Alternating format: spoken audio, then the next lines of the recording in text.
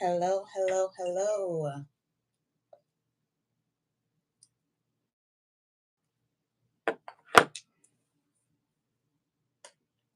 Let me know if you can all hear me. Let's wait for a few people to join. If you are connecting from anywhere in the world, do well to let me know in the comments where you are joining from. I'm just waiting for Edufia to. Do let me know if you can hear me. I'm pretty much struggling to know if I can be heard.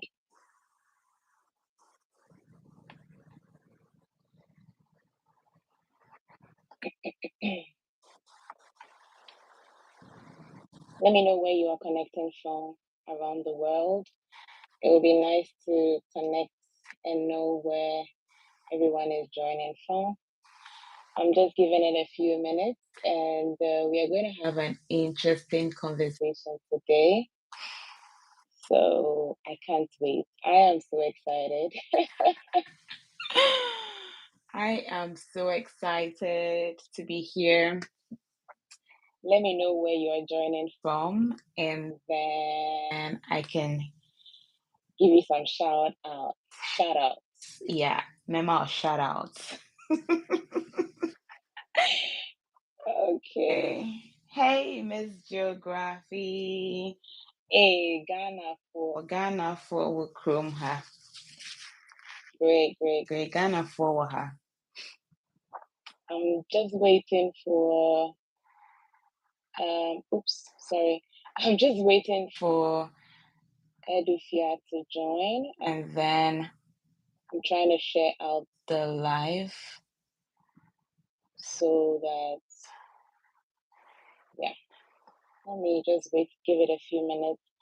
Ghana, how is the weather in Ghana? I hear it's cold. I had a client meeting today, and he was telling me that the weather is cold, and so that's good to know. Where is anyone else connecting from? It's cold, eh? Wow, you guys are enjoying having your winter while we are having our summer here.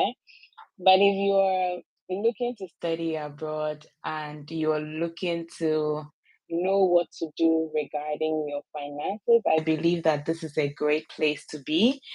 And very soon we would have our guest join in. Today's live is brought to you by Wuri Education and Immigration. Wuri specializes in education for international students. We assist students study from the high school level, that's grade 9 to 12, all the way to the master's level. Yeah. And if you're looking to study abroad and you need help with how to handle your finances, I'm happy to say that you are on the right live stream. You are here not by mistake, and I hope that after the session you'll be able to make a decision as to how to handle your finances once you arrive here in Canada or internationally. I don't know if Edufia is here. Awesome. She is here. Let me add her. Hello, Edufia. Hello. First question, can you hear me? Yes,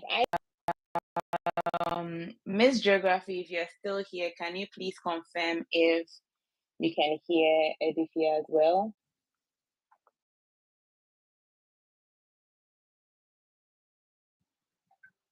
Edufia, I think you keep breaking in a bit, but it's fine.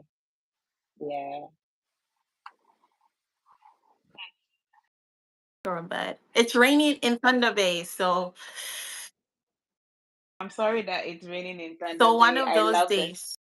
I could clearly. It looks really gloomy here, and outside is not looking good. You don't want to go out today, trust me. That's okay.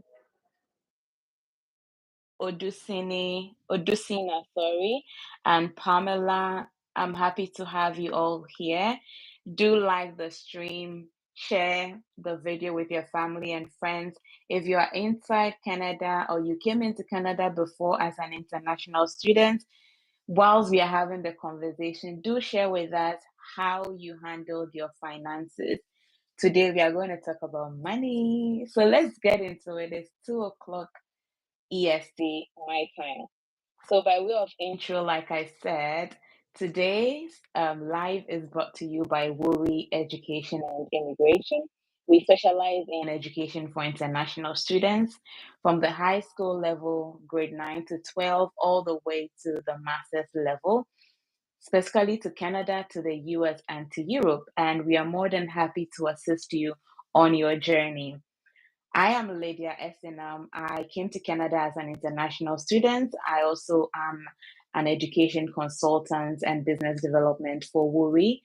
And I'm going to have my guest introduce herself as well, and then we'll dive into it. Lydia, thank you so much for having me. I am super excited to be on your channel today.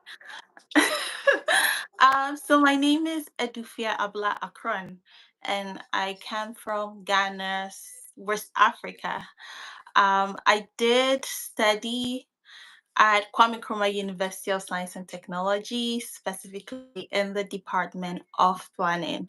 Right after my degree, I was a TA for a year, and then right after my service, I came straight into Canada, where I pursued a master's degree in social justice studies. Currently, I am an alumni of Lakehead University, which means I graduated. And which I'm super excited about. And right now I am in between jobs. So that's just a little bit about me. Yeah.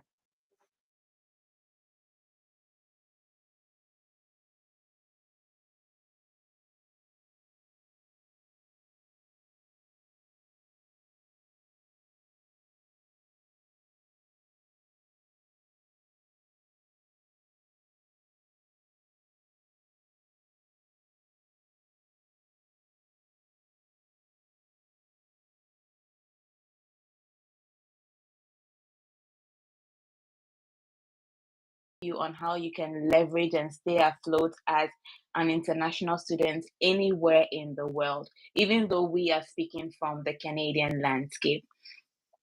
I believe that if you are an international student and you're managing your finances, it's not just about tuition. I see that a lot of people overly focus on just tuition and forget the other things, but it's all about making smart daily choices. It's about finding savings where you can. And I'm saying this in a way that you can clearly understand and learning how to stay afloat without stress, right? It's very important, but in this episode, we are going to be covering about how to open a bank statement from our experiences, how to budget your life, you know, how to find jobs, I know, and also how to be smart about spending hacks within the international context as a new immigrant or an international student. So, I hope that this episode at the end of the day is going to be power packed for you, and you're going to go out with some nuggets which will help you on your journey. So let's just dive into it. I mean, when I was coming into Canada, I had had my master's before I came. I'd had a bachelor in communications and PR major. So when I came in, one of the things that I was really concerned about was how to move funds, right? Because even before I became an education consultant, I would talk about my experiences on YouTube and all of that. But my first question basically is about what to do about money when you arrive, right? When I was coming, I came in with some funds And then I had also already booked my accommodation and all of that. But I'm going to do a deep dive with it. But Edufia, what's the first thing that you should do about money when you arrive in Canada? From the point of, do you need to create a Canadian account or pay your tuition? How did you do that for you? Then, first of all, I would say that money is a very dicey conversation, right? So I'm like, how do I go about it? So I want to put a disclaimer out there that I am not a financial advisor, neither am I a financial expert, and everything that I'm sharing today is purely and solely based off of my experience and other people's experience that I have lived, seen, or experienced. So I would say the first thing you should do with your finances, or even let's just say how I went by my finances, is that when you typically come in, it's safe to say that maybe 60% or 50% of international students would not come in with a lot of money, right? So the point is, oh, I want to see something, I want to spend, and then there's just this a whole lot of things like happening at the same time. So what I'll say is, if you can create a bank account, like, do it right away. And if you don't get the opportunity to create a bank account, then I believe that you do have fiscal cash where you want to spend very wisely. And also, I know that earlier Lydia said we were going to talk about dues, but let me put you on right away, okay? So the bank where I bank with, okay, it's RBC, and they did not pay me to do this. But I know if you're a student, if you're a student and then you come in and you create an account with them, they're just gonna give you $300 in your account. So that's just one thing. Right. You $100 to start with when you create an account with them. So that should probably help you with your groceries and with your expenses and with your transport, or yeah, kind of thing. So what to do with your money, create an account, and honestly spend wisely. Do not be in a haste to buy a lot of things, because you, trust me, you do have a long period of time to buy whatever you want to buy. And even after 3 years, you still don't get enough of what you want to buy. So it's a whole process. So just get a bank account and spend wisely with your money, and be patient with yourself. Great, Edufia. Thank you so much. Talking about banks, I also got a goodie of 100 or 200 from TD when I arrived. So technically, I get able to boldly go to the banks to create accounts, and they have people create bank accounts for them, or they have people they use people's bank accounts and then go work and have the money go through someone else's bank account. It's pretty straightforward to get a bank account. Once you come into Canada, I have a video on my channel, 10 things to do when you arrive. One of them is to create a SIN number. That's a social identification number. You can have it done in any Service Ontario location. Use that SIN number to create your bank account as long as you have a valid study permit. The bankers or whoever at the bank will assist you so that you can get the $100 from RBC or TD Bank and have money running through your account. Get your debit card as soon as possible or your credit card to build your credit. So it's pretty straightforward, okay? Don't let anybody do any logo thing for you. Yeah. So anyway, so when you are coming in, do you come in with cash, and then when you created your bank account, you put that cash in, or you came in with like a card, a Visa card from back home? With my Visa card from back home, but then I never used it. Okay. And then I had cash. So what I used the most was cash. Because come to think of it, all the money in my account then was Ghana cedis, the currency. So how much am I even going to spend to have, a bit of change? So what I had was the Canadian dollars. And then honestly, I just kept it in an envelope for about a month, because there was this I had an issue with my SIN. I think when I got to Toronto and they were processing me, I don't know what happened, but they just could not find my study permit. So it was just hard for them to give me a SIN number. I had to wait for about 2 to 3 weeks. So the whole time I did not have a bank account. So what I did was I used to save the money in my, what's it called? In my envelope. And anytime I needed money, I just pulled it out of the envelope. And because I knew it wasn't a lot of money, I was not, really hyped to do a lot of purchases and spending. I know you have to like pay for a lot of like big things like, maybe accommodation and stuff like that. But aside from all of that, the basic expenses, I wasn't in a rush to like go buy new clothes, a new whatever. I'm like, let's save this money until we get a job. Yeah. Yeah. Cash. Mostly it was a USD because that's easily. And then I had my Visa card from back home just on me, just for shaky reason. Like anything could go wrong while transiting or something. So I really didn't use my Visa card here. I When I got my SIN number and I opened the account, I put the USD in my bank account, and that was how I put my money there. And I started saving on it. So yes, it's a good one. Coming with some money. I think I stand to be corrected, but if you're traveling and you have more than $10,000 you have to declare it at immigration. So that's just it. Now to the I remember with the cash that I had on me, I did not spend it because I was just wondering the whole time while at the airport. I was just thinking to myself, I, I kind of saw a lot of like, tabs and POS, and I wasn't sure. Like, I'm like, I have this money yet I cannot buy anything. It was really frustrating.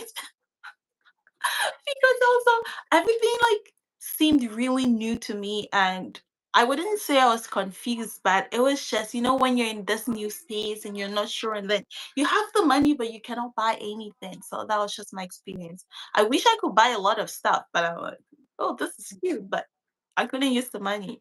Yeah.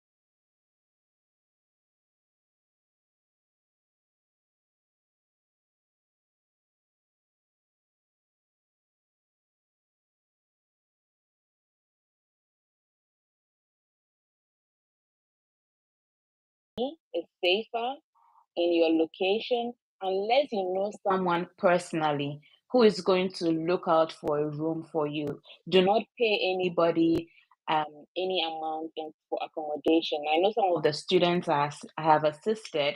I have gone to get rooms for them because they know me personally, and I know some realtors who would help. So I would highly like recommend those realtors, but do not pay money to a room you have not seen and you don't like. So one of the things Quick, I totally support you. Even though sometimes the person you might be dealing with in Canada, you might know them on a personal, basis, just like how you went ahead and helped people get accommodation. So that way it's safe. And even with that, I know people who actually knew people, but in the end they were still disappointed and they didn't really get the kind of accommodation they were looking to get. So that's also like another thing. And then I also know a lot of people who go with the Airbnb option and later they just stay in until they come in and then look for a place they like and move out. So that's a really good point that I'd like to highlight again. Yeah.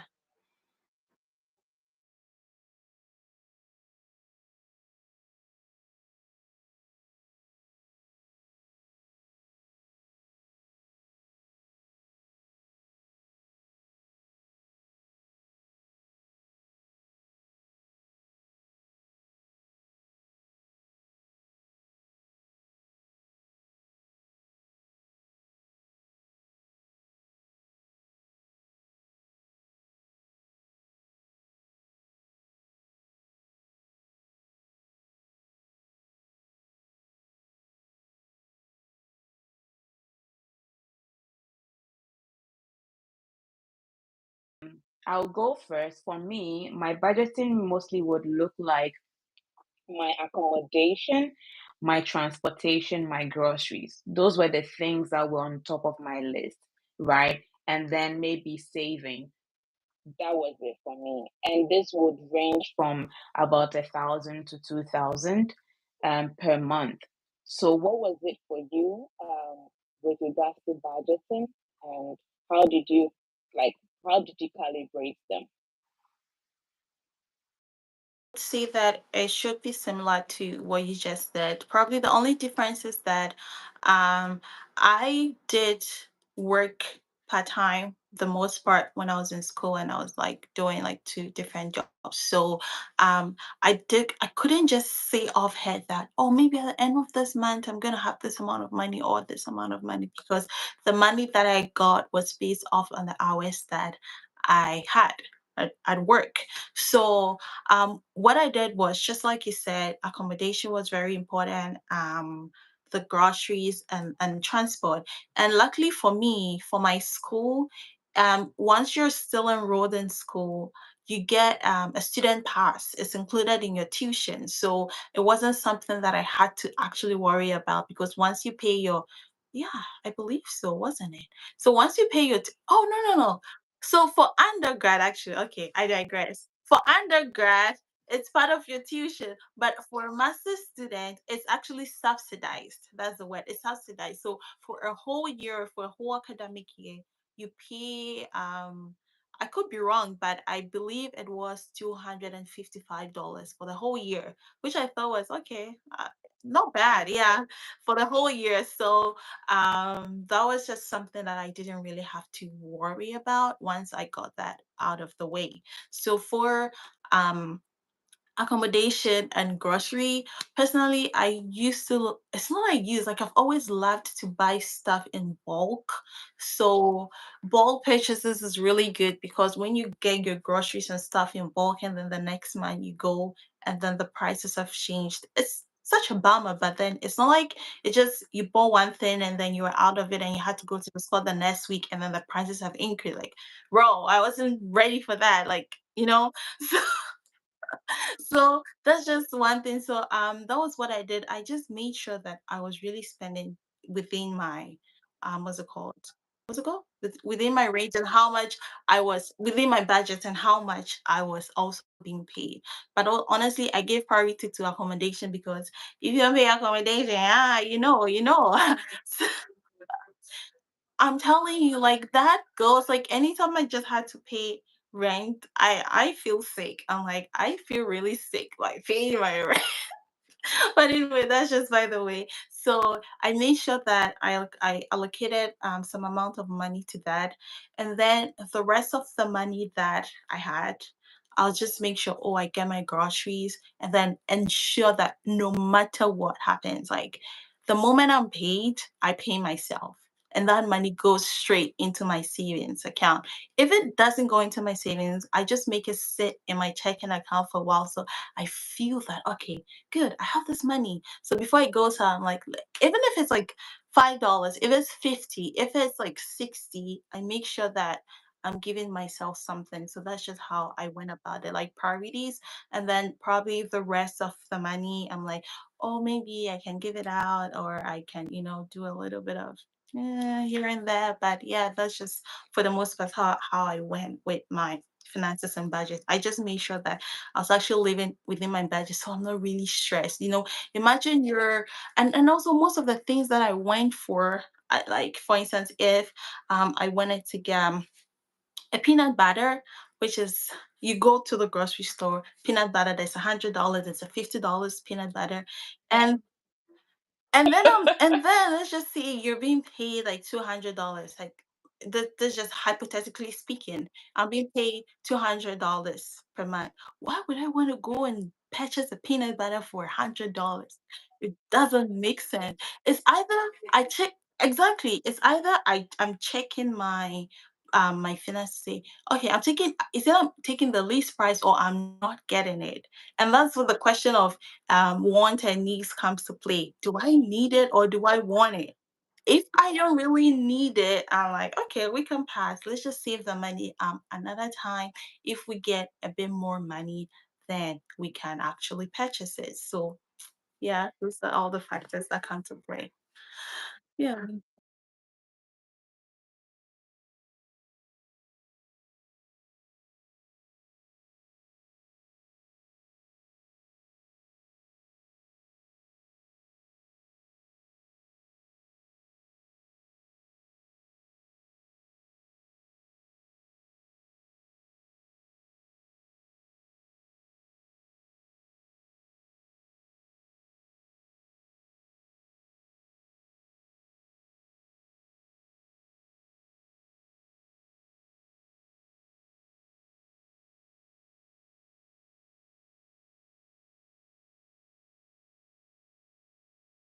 On Airbnb hostel for a few days until she found an accommodation for herself.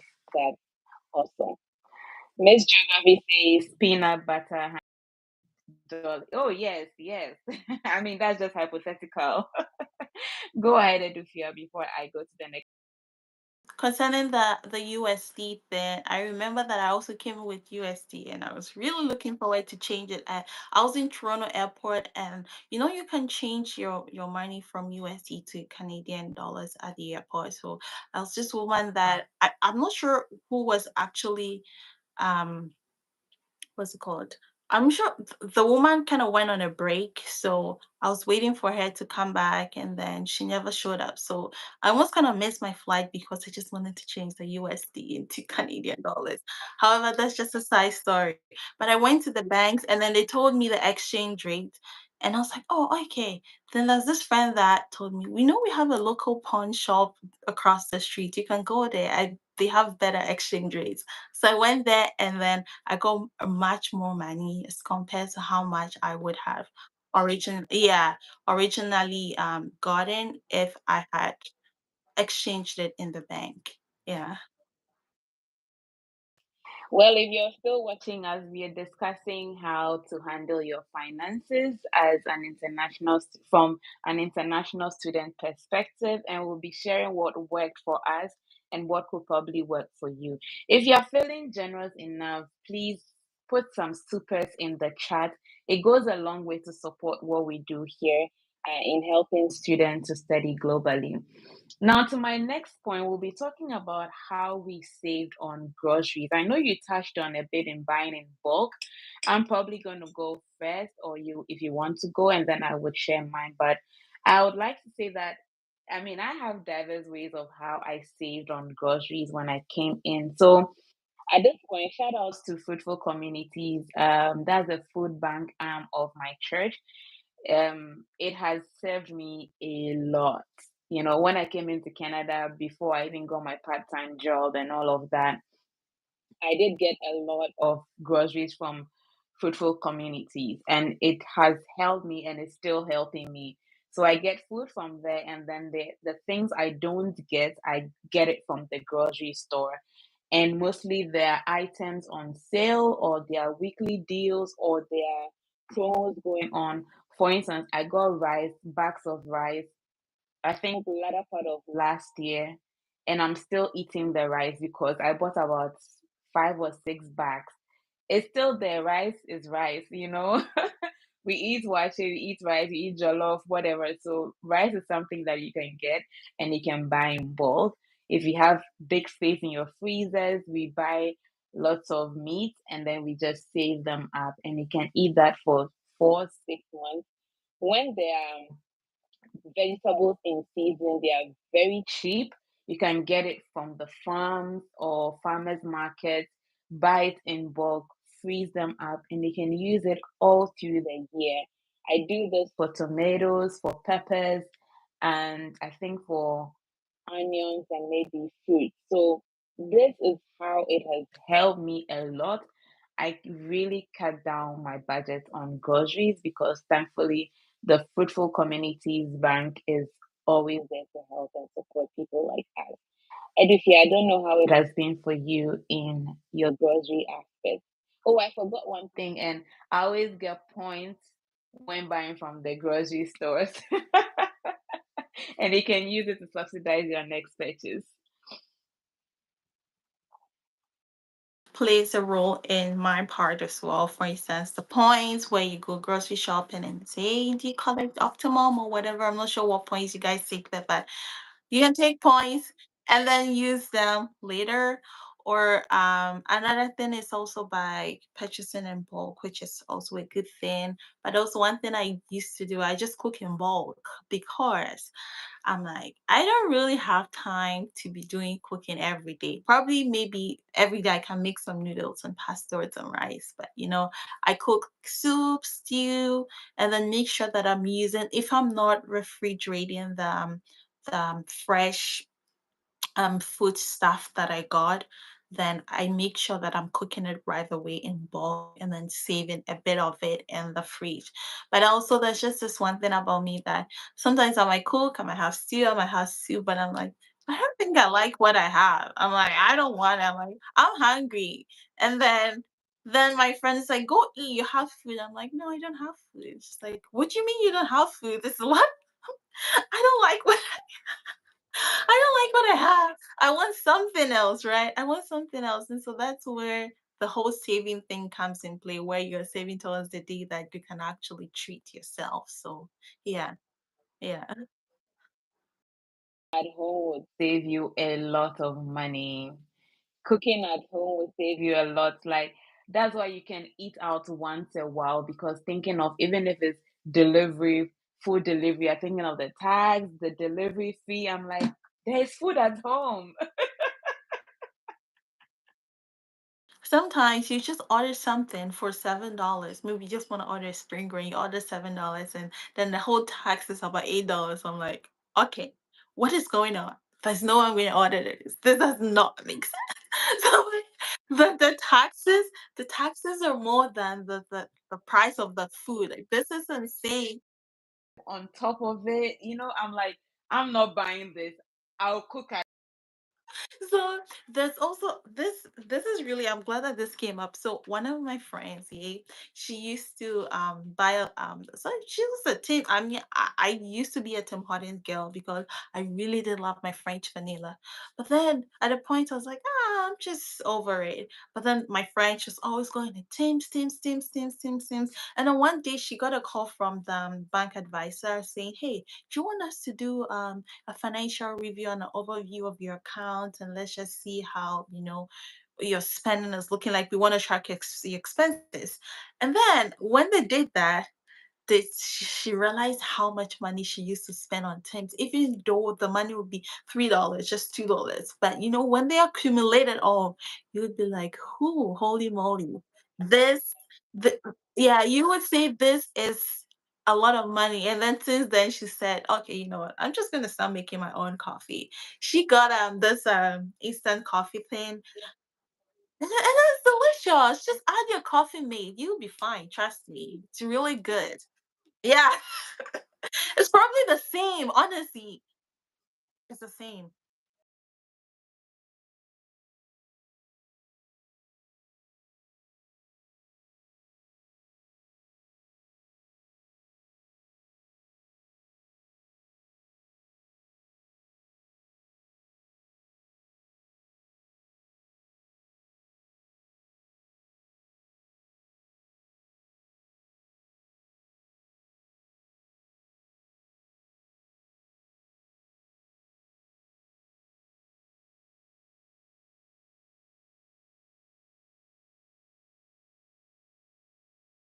offset your bill in the next purchase.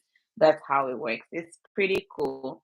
Yeah, it's a cool gamification that really works, honestly. So we did talk about working part-time to support yourself once you come in.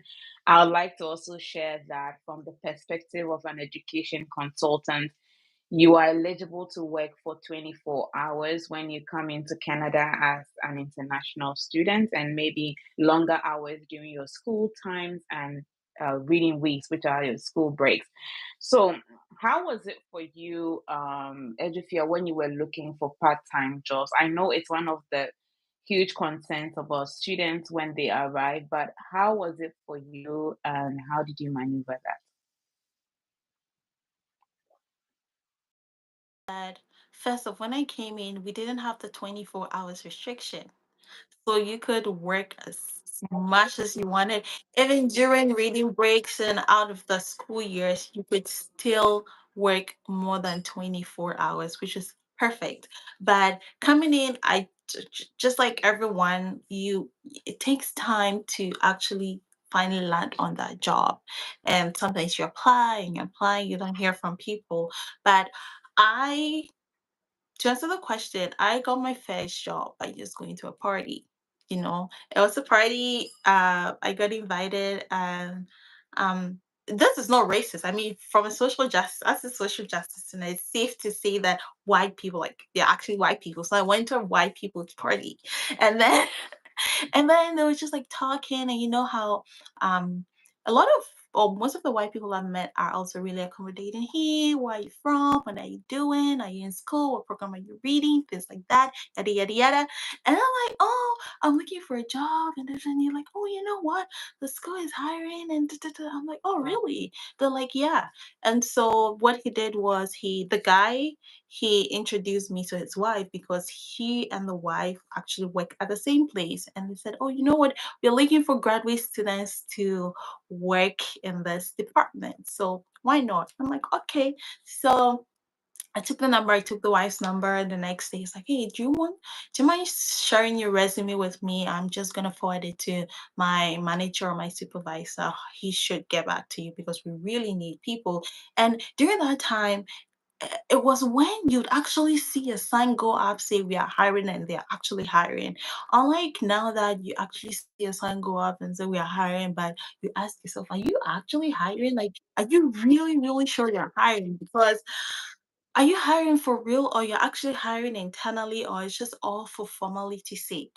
So the man actually forwarded my resume to the supervisor. He got in touch. He said, hey, this person said you're looking for a job. Da, da, da, da." No interview, nothing. I just got in. That was like really smooth. And that was exactly 2 months when I came in. So I think at that time, would I say I was getting to the point where I felt like, oh, I really needed a job. So, but also way before that, let's just also I'd like to highlight that I was straight out of national service, and typically in Ghana, which is something that I think about lately, and it saddens my heart. I'm like, why do we not work when you're in university? Like you just sit there, you go to school, and your parents pay your fees, and you're just there, and then you're out of school, and you practically have zero job experience except for your internship, which most of the time it's not probably even recognized when you come here because they're like, "Ah, I'm sorry, but I mean, it's just like a try and like thing." But so, so when I got in, I was just like really focused with school. I wanted to just like do so well, but I wasn't really looking. I'm like, do I want a job?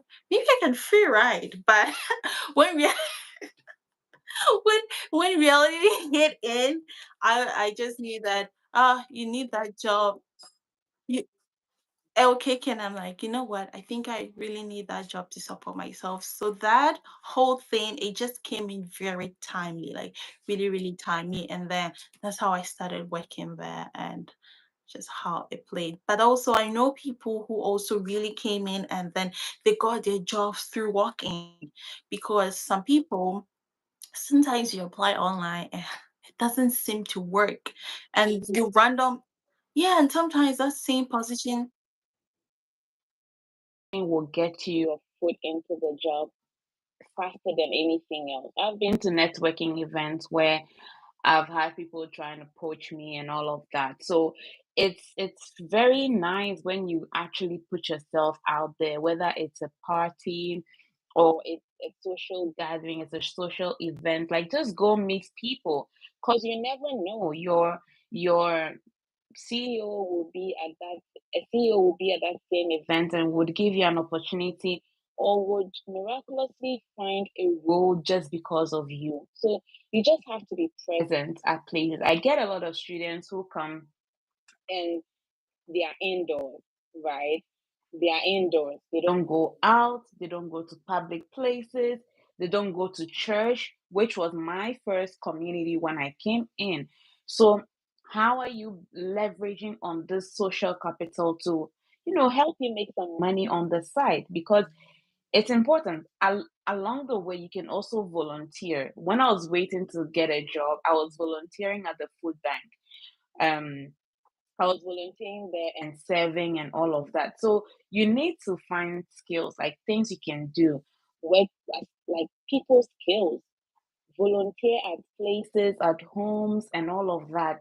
It goes a long way. You can add those to your resume, and trust me, it's good capital for whoever is trying to like hire you. Miss Geography says that's why I started mentoring Ghanaian students. Oh yes, absolutely. You do great with mentoring students. My in-country rep. So yes, it's very important back home. We don't really mentor students. We think that it's just school, but it's not just about school. We go to school to get the knowledge, but then again, we are going to make lifelong friends who we can recommend and have business opportunities with in the future. Pamela is saying I invested in myself to get a good job. I paid to have my first aid certificate and got a job as a rehabilitation support worker. Amazing. Getting the certificates boosted my chances. That's good because when I also came, I did my. There are a lot of things or certifications you have to do, like smart serve certification. I know most of the guys who life skill trades who will learn how to drive, what do you call it? Oh, this thing that's being used in the factory to lift cars. I forgot it. Yeah, forklift.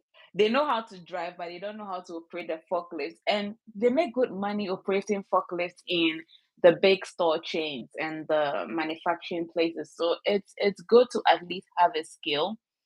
I got a job a month after I arrived. Oh, Pamela, that's amazing to hear. So these are all great success stories, and you need to have skill set. Like I said, people skills aside whatever is on your resume, something that is not as transferable as possible, but you have it and you can work on it towards whatever opportunity that you find. So, my next thing I'm going to be talking about is I think we've touched on it, but I'm going to be looking at it from an angle of how you balance school and work. Unlike back home, we just go to school unless you're doing masters and you are like working and then you want to get a master credential. But through the university is like, oh, because school about you come and you come home, all that stuff. But how do you juggle it here? I know it's crazy out here. Edufia, how did you juggle working and schooling when you arrived? Safe to say that when I started, I struggled. It was hard because I'll say that I mean I have worked informally, like helping my aunt, helping my mom, doing service, doing internships, but having a whole job, like a job that sorry, like a whole job that supports you to be in school and then feeds you, sustains you, and also actually having to fulfill the role of because that's actually the sole purpose or the aim of being in Canada. Combining that was something that I I I had a hard time because I wasn't is it safe to say I wasn't prepared for or yeah, it's safe to say I wasn't really prepared for. So it was hard in the beginning. At a point, I'm like, do I not go to work? Do I drop the shifts and and do schoolwork, or do I miss class and be at work? But I know that me, I'm not gonna miss that class. That's just me. And even at a point when I got out of school, I was trying I was kind of struggling to get a job. I was like, maybe I should have missed that class to go to work because I don't know what's going on. That's just like in my peak frustration times. So I'm just it was hard, but at a point I did find a balance. And I did that because I was just telling myself this has to work and no one has actually come to save you. So how do we balance work and school?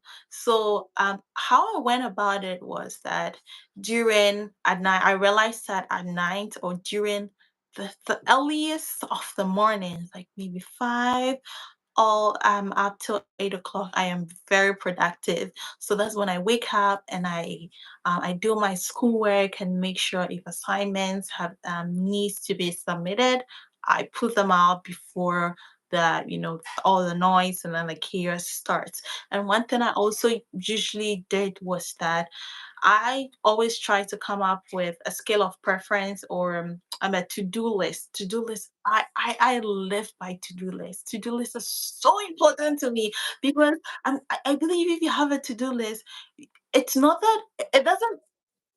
Exactly. It doesn't promise that your day is gonna run smoothly 100%, but it guides you. And even at a point where out of nowhere someone brings something up and says, "Hey, let's go here," and you're like, I'm sorry, but that's just not in my plans. So you know that, oh, I actually have to be doing schoolwork as of this time, and I have to be at work. So for instance, if during school times I did have a shift from 4 to 8, and I know I had to be in class, let's just say from that'll be like 10-ish to 2 or 1.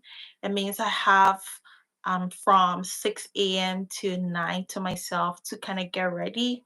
And also before you go to class, master's class, this is just a lot of talks and conversations. And if you do not read before you go to class, you look really stupid. So you have to make sure that you're really abreast or acquainted with the topic of discussion before you get there. And so it's like when you actually think about it, the whole day it's fully booked. And thinking about it too, it's quite overwhelming, but you have to sail through it really smoothly without actually feeling the burden of the pressure. So what I'll do is that I'll just wake up or the days before. And then the good thing with the masters, my program was I didn't really have to go to class every day. That was a good thing. So days where I didn't have to go to class, maybe those days I didn't get to go to work. And thanks to the to-do list, it helps me plan my schedule, or it helps me plan, oh, maybe today we don't have to go to class. Let's study. Let's work on this paper. And also, I wouldn't say I was perfect because sometimes you do procrastinate, and all the deadlines and everything just starts coming up. And it's like, no, I'm crashing. I need help. But I'll say that for the most part, I just like did what I have to do and just put my feet down and say, hey, you know what? If just the little time you've got, if you have to do schoolwork, do it really good. If you have to go to work and work, just do it well. But try to find a balance, and also try to stay afloat so you don't drown in all of this chaos. Yeah, that's how I was able to balance school and work. Yeah. Balance. I think one thing that would really help you in this part of the world will be time management. You really, really have to manage your time because honestly, like before you open your eye and blink it, like if you have to do something and you don't do it, the time is gone. Is gone. So would you say that like students can actually survive on part-time income? Especially for students who, so this is what I always tell students that I consult for, right? They think or they assume that they can work part time, use that money to pay their tuition fees and whatever and be fine.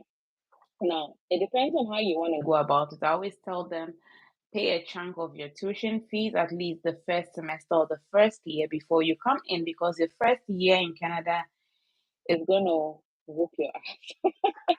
But they always think that, oh, I can survive on paying my fees with a part-time job and all of that. Do you think that currently a student can survive on part-time job and with everything that we've talked about from budgeting to trying to have a budget and staying afloat and everything, do you think that a student can survive with a part-time job?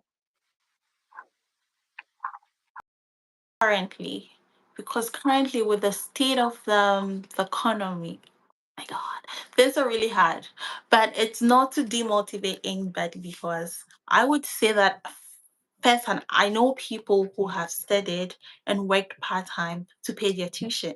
So it's possible. However, I'll just like to put it out there that it's not easy. It's hard, okay? it is so hard that you would sacrifice a lot. Like you once you're in school, you're new in the country, you're getting used to the weather, the all the changes, you're away from your family, the culture is different, the everything is just different, okay? And then at the same time, you're in school, trying to cater for yourself and all of that. And then you have to spend a lot of time in school and pay that tuition. And let's not forget the fact that earlier you could work more than 24 hours. So you could save a lot of money to get that, covered. But now there's a limited, there's this cap where you're unable to work more than 24 hours when you're in school. So I would say it's a yes or no, and it's a personal preference. If you want to do it, I would say sure, go for it, because I have seen people who have done it and succeeded. Yet while they were going through it, it was so hard. Like you would have to sacrifice on groceries. You say, I'm not gonna eat. You would have to buy like, the cheapest of the groceries on the shelves, or you might probably have to go hungry, or you would probably feed off the food bank the whole week or a couple of months, and you probably might not even want to get a new clothes or anything. It's just a lot of sacrifices. Exactly. Exactly. It's just tons and tons and tons and tons of sacrifices. But in the end, it's just a personal thing, or I would say it's a journey that you'd want to ask yourself if you want to sign up for. And if it's yes and it resonates well with you and it actually does make sense, then I'll say, sure, go for it because it's possible. And I have seen other people do it. And I did it, even though I crashed a few times. I crashed. Like, I'm like, this is hard. Okay. I'm not even gonna lie. Like it's hard. But then you survive because why not? It's life. And as long as you have life and you keep pushing through and you see the sun and you would be fine. But that phase, I'm not even gonna you would, and you know how maybe typically like ultimately Ghanaians and as Christians, we say we like to have faith. This is not going to happen to me. I'm a child of God. Yada yada yada. But still, it's life, and some things you just cannot escape it. But then you need faith, and that's where your Christianity or the religion thing comes in.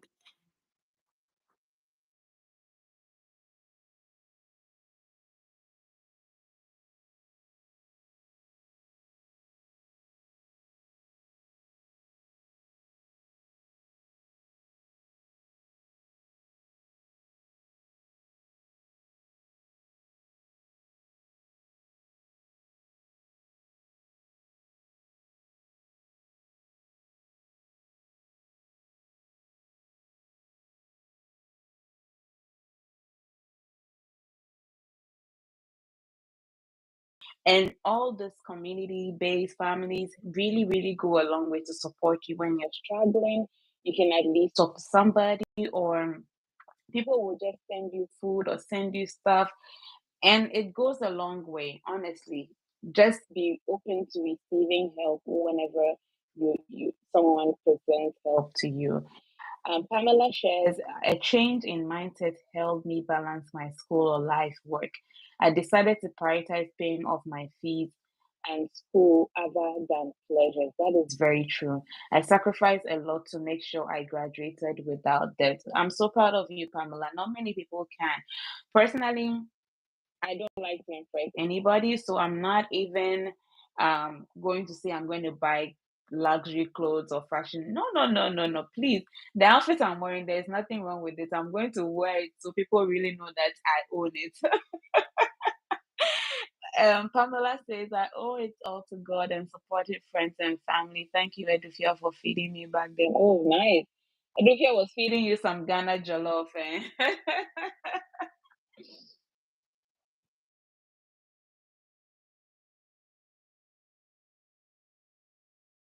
Alumni from Lakehead.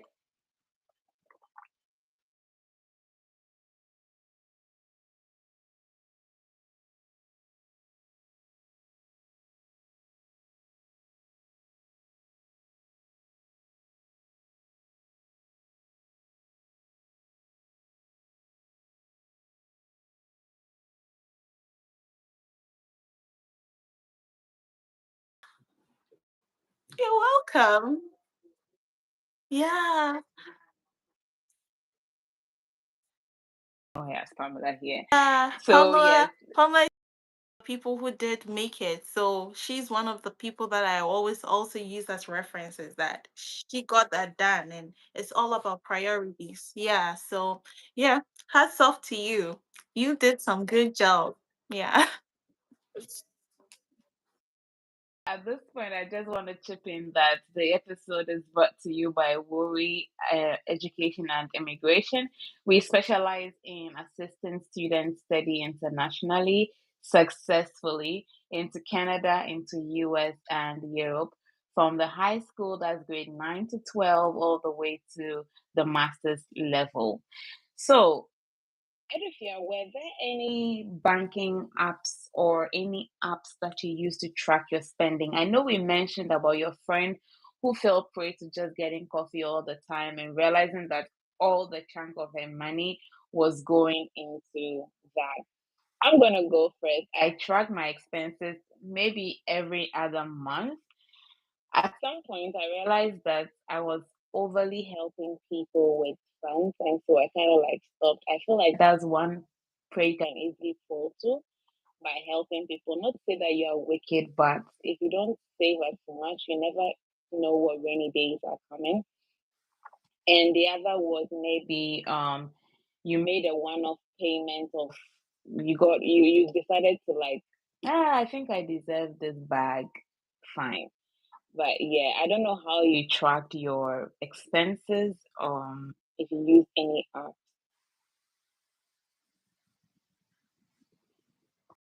This is something that I've been very keen about even when I wasn't in Ghana. And that just shout outs to my sister, Eduji, because she would always say that, be saving, oh, be saving. I'm telling you, don't be spending, be saving every time. That's my big sister. She was always highlighting the importance of saving. So at a point, I just got used to the fact that I needed to also save the money. But how to track the expenses, aside from knowing it off of my head that, hey, I think you're going above your limit, I just kind of know it because personally, I have this.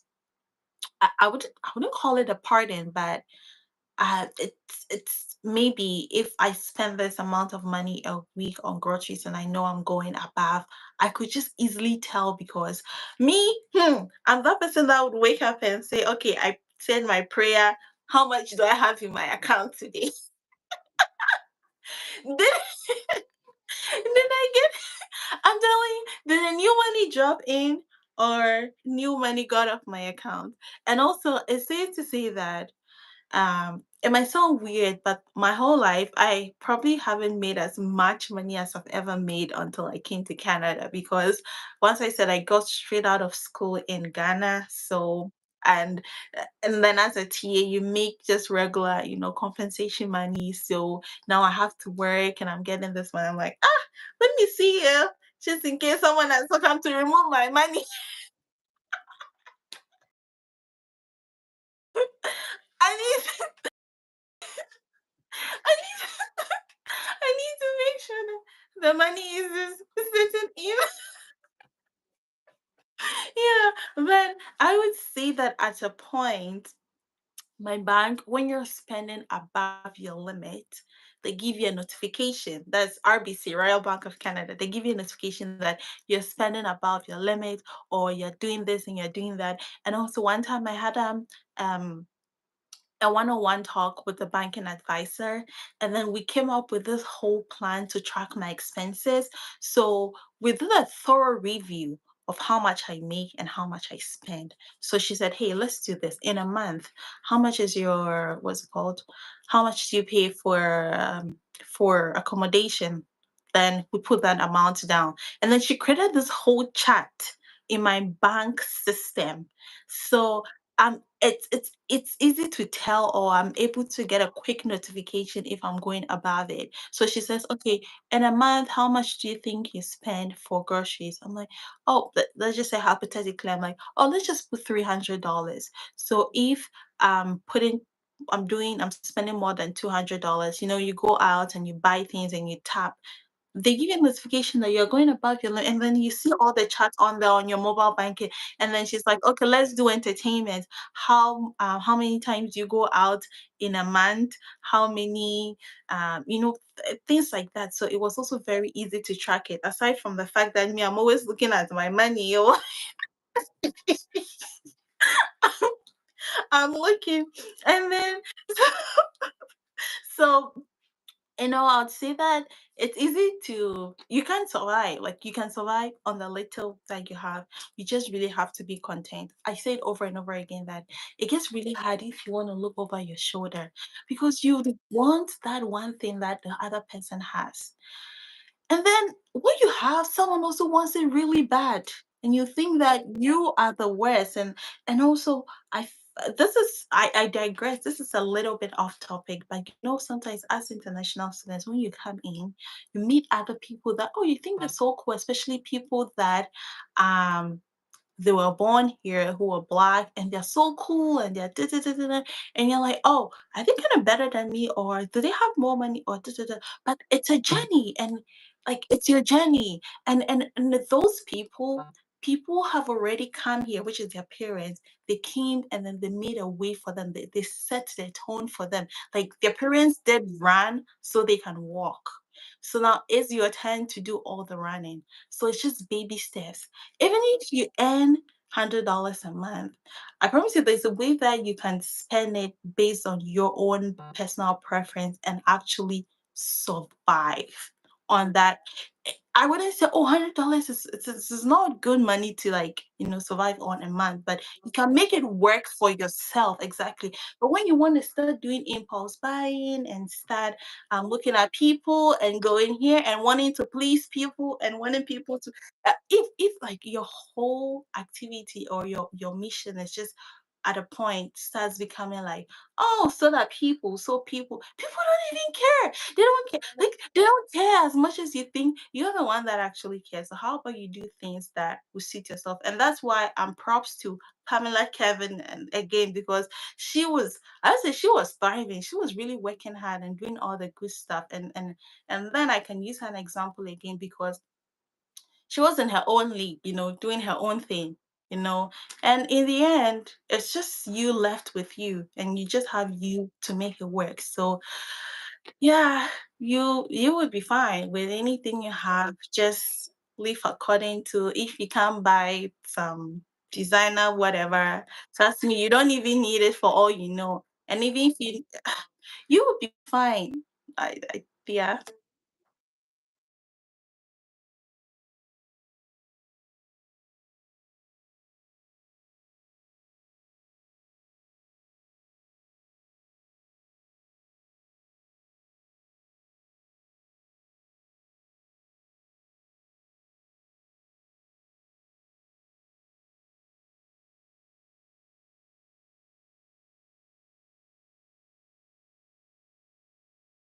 Buying things you don't need. Like we were talking about wants and needs. What exactly do you need? What exactly are your wants? I always never walk in between the aisles. Like because I am used to one shopping place, I know where everything that I regularly buy is. So when I'm going there, I just know that, oh, I'm going for milk, I'm going for sugar, I'm going for this meat. I know where it is. I'm not going to be looking between, and I'll see something like, this is nice. I'm not doing that because that makes you buy things that you don't really need, right? So it's very important that you make a list of items when you're going shopping. Like it's really helpful. I can't overestimate that. So I had a question.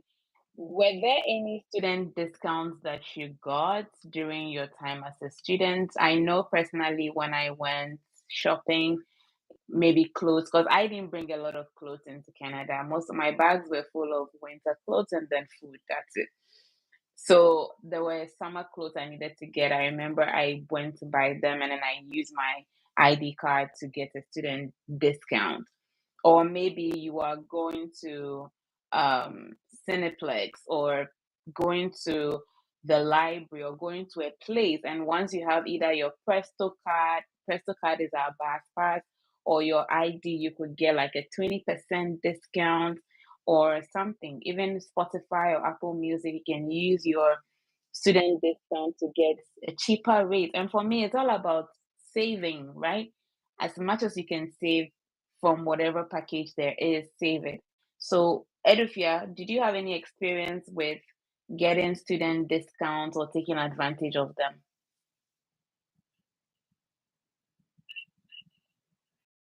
All the students discounts, but from all that you're saying, I believe probably there might be a student discount I didn't know of because I was in my shelf for the most part and I didn't know a lot of things around. But the few students discount I know about, especially in Thunder Bay, was the what's it called? The network service providers. You know, when I went there to get my what's it called? Like my internet. Yeah, that one. Yeah, my data plan. They're like, "Oh, we do have a students, what's it called? Students package." I'm like, "Oh yeah, great, sign me on." And even with that one, till today, I really regret it. Just tell me why they were selling a student plan for me for $60. And sometimes I'll pay $70. How is that a student plan? Like that is a rip off. Exactly, that's a rip off. After guys, I digress. I'm sorry, but I have to say this. I might even call them out because I am so mad at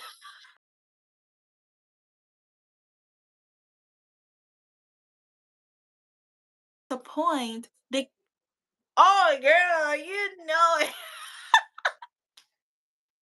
and and at the point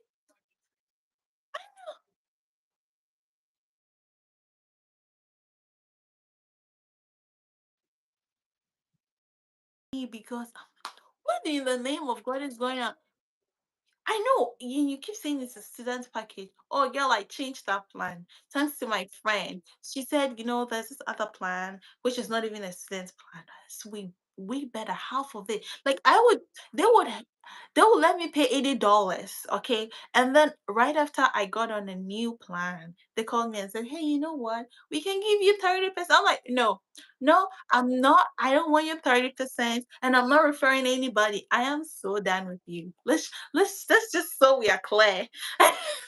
So that's just one thing. So about that, please look into it. Make sure your information is actually accurate and you're getting the right what's it called details before you actually sign up for anything.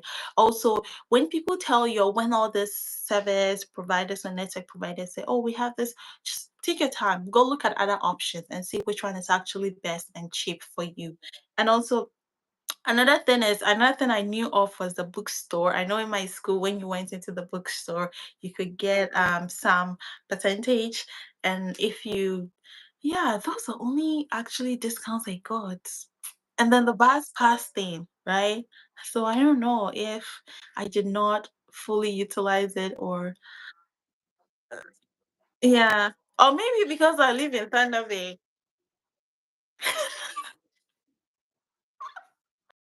Vancouver, they normally have events.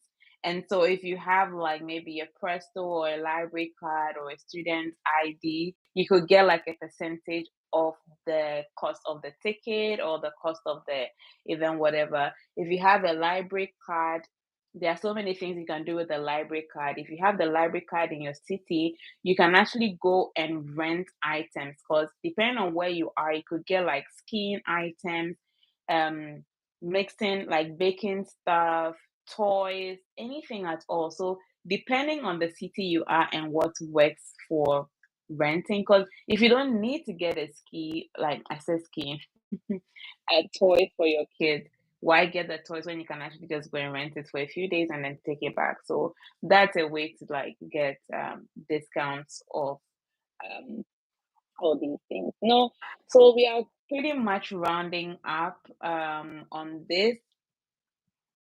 It's Oh, sorry, I it's think I skipped it.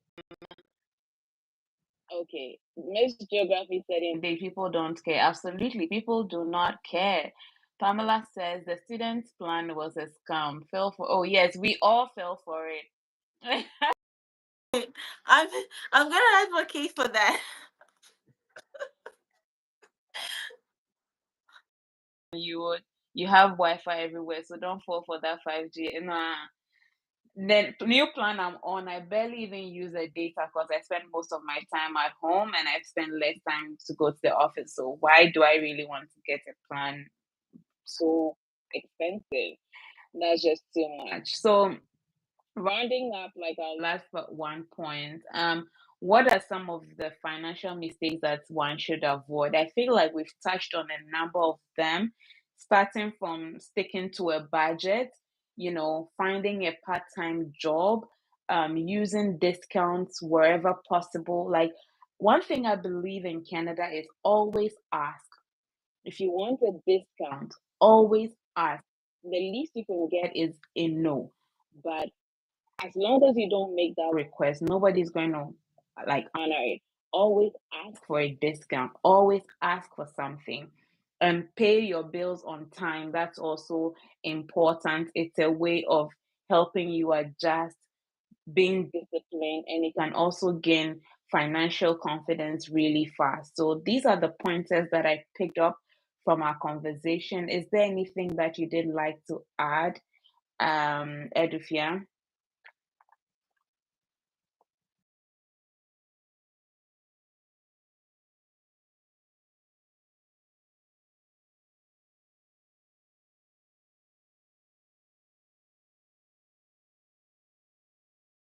That would be after I feel I believe that I have settled all the, the important debt or finances or everything. But now I believe no matter what it is, no matter how much bills we have to pay, still pay yourself because you go out there and put in that work. So you deserve to be paid. Better. And the other thing is that another finance, so that's the major financial mistake I'd say I did make that I am working on now. But that would just be for the mistake. But another financial tip that I'd like to give is that you would have to be content with what you have. And I think I hammered on that earlier. Whatever you have, it's a process and it's going to be fine. So please do not buy on impulse. You would see something, you're like, let me go get. No, you don't need it. Go home. You don't need it. Okay, you don't need it. Trust me. Do you? Are you sure you actually need it or you want it? Okay, but if you have the money, so I would say that if lately I'm like, if I cannot buy three times of what I have, I would not buy it. If I'm gonna buy this and it's just gonna make me broke, except that I really, really, really need it. But if it's just gonna make me broke, I'm just buying it for what's the essence? Then I would not buy it. So do you actually need it or you actually want it? Or it's just an impulsive thing, or it's just because everyone is doing it, that's why you actually want to do it. So that's also a conversation you have to actually that's a thing you have to think through thoroughly. And the other thing would be to pay your credit card on time. Like pay it. I I feel it's it's interesting. I think we're getting to the point where a lot of people are realizing that credit cards are not for free, which is so good to know because it's not for free. Like it if you cannot pay for it, why you fine? Okay, it's like I personally I perceive credit card to be an emergency fund that you can fall off if you're unable if you don't have money to like utilize. But just know that no matter it's not free money. It's something you should know that credit card is not free money. Yeah.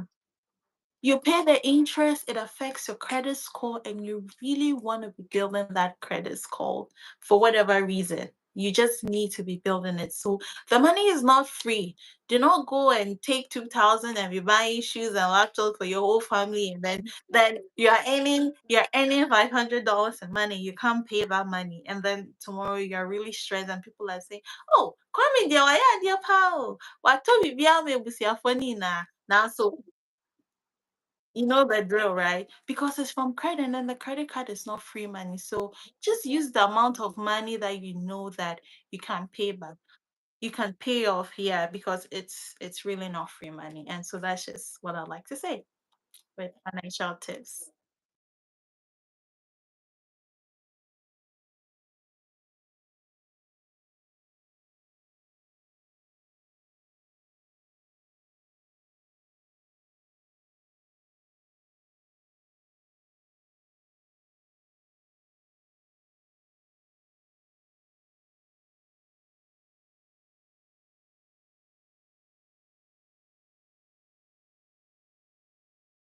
We do appreciate you.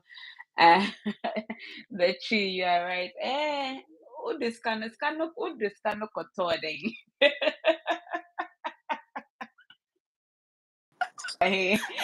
But yeah, this has been only brought to you by Worry Education and Immigration. We specialize in assisting students study internationally into Canada, the US, and to Europe. Interestingly, we now have a representative in Ghana. So if you're looking to study abroad and you are based in Ghana, do not hesitate to just look out for us, Worry Africa on Instagram. It's actually Miss Geography here. Erica is amazing. She's going to be assisting you on your education journey. And so look no further. We are committed to help you being successful on this journey. Um, Thank you so much once again, everybody. I hope we picked a thing or two. Edufia, thank you so much for joining me today. It has been an amazing conversation, and I hope anybody rewatching this will definitely find it very interesting and productive. Thanks, guys. Keep being awesome, and God bless you. Bye bye. Yeah, Watch it, right? Because we'll be on the perfect. live. Great. And Erica Boatema wants you to follow her on LinkedIn. Erica Boatema Sabi on LinkedIn. Sure. And we'll connect with her.